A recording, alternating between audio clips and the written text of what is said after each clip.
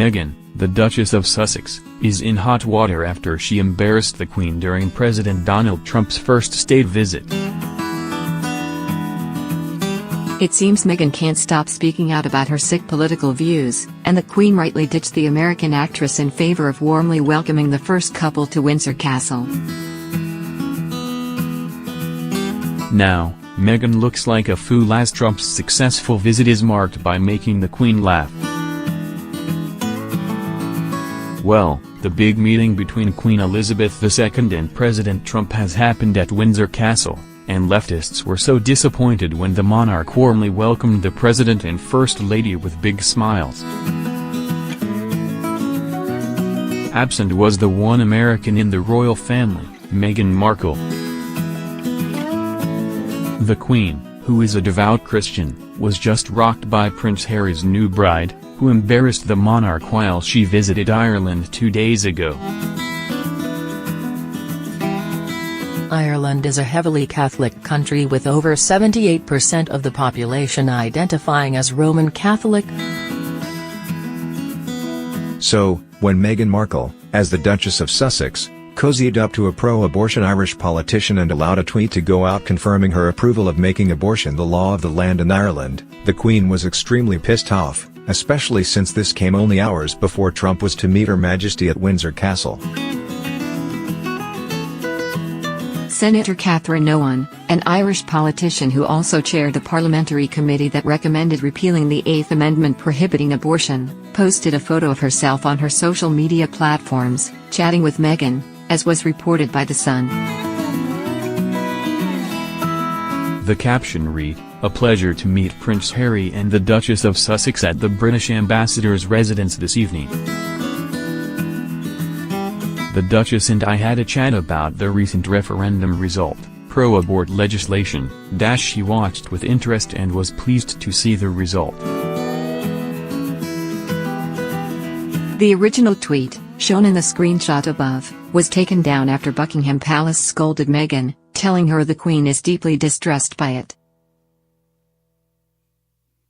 So, it was no surprise that, even though Meghan is an American, the monarch can trust her when it comes to state matters, like hosting the leader of the free world and his wife for tea.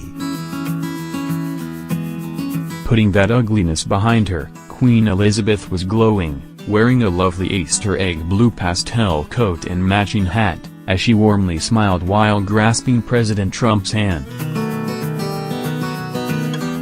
As the President and First Lady approached Her Majesty, the Queen quickly put them at ease by immediately offering her hand and doing away with a formal curtsy or bow, which would be required if she did not put her hand out.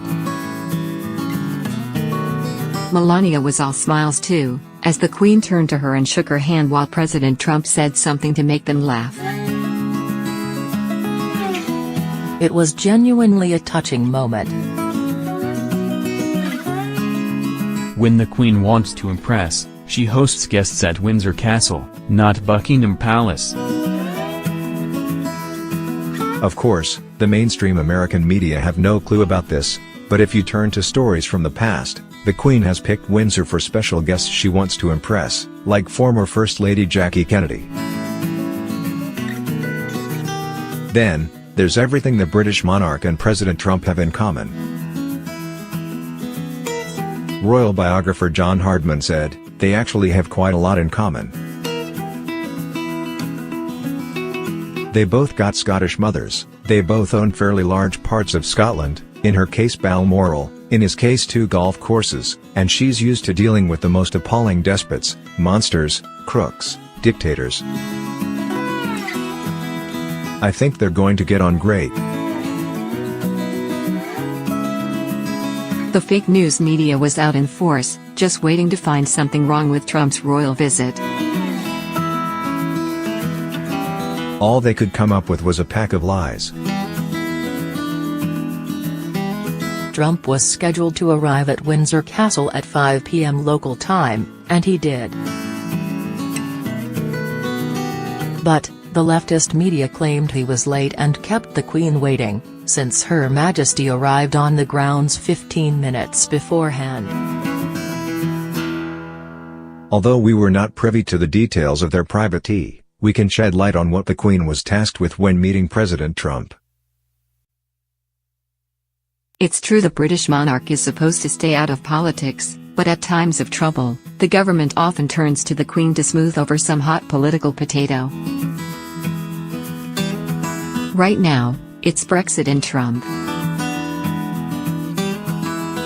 The Brits need the United States for solid trade deals in light of their exit from the European Union, and you can bet the Queen offered her support for the continued robust trade between the UK